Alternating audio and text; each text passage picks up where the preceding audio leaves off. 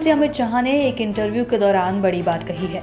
उन्होंने अपने बयान में कहा कि केंद्र सरकार की योजना है कि जल्द आने वाले समय में जम्मू कश्मीर की सुरक्षा सिर्फ स्थानीय पुलिस को ही सौंपी जाएगी, वहां से सैनिकों को वापस बुलाया जाएगा।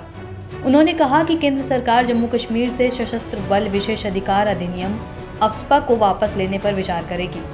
शाह ने यह भी कहा कि सरकार की योजना केंद्र शासित प्रदेश में सैनिकों को वापस बुलाने और कानून व्यवस्था को अकेले जम्मू कश्मीर पुलिस पर छोड़ने की है।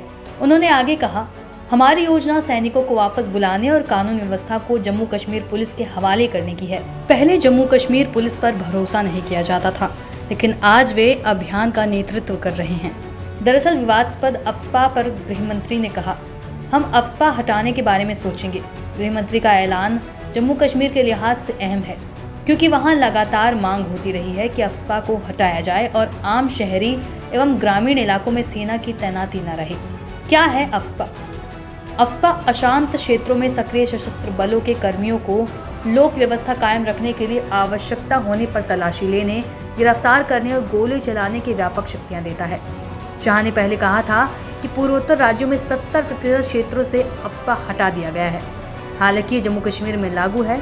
जम्मू कश्मीर और पूर्वोत्तर राज्यों के विभिन्न संगठनों और व्यक्तियों ने अफ्स्पा हटाने की मांग की है।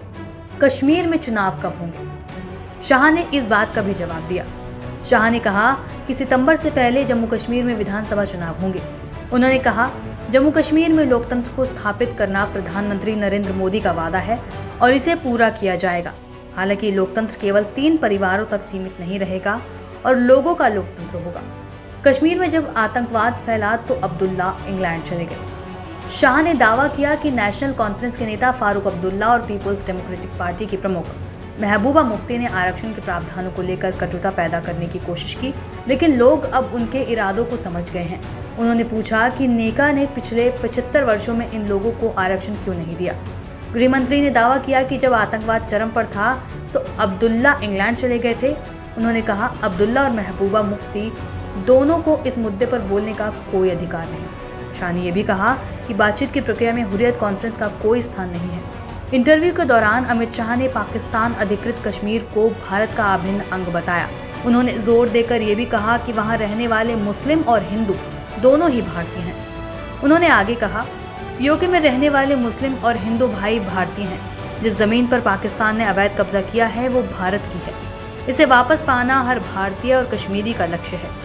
इसके अलावा केंद्रीय गृह मंत्री ने जम्मू कश्मीर के युवाओं से पाकिस्तान की साजिशों से दूर रहने का भी आग्रह किया है।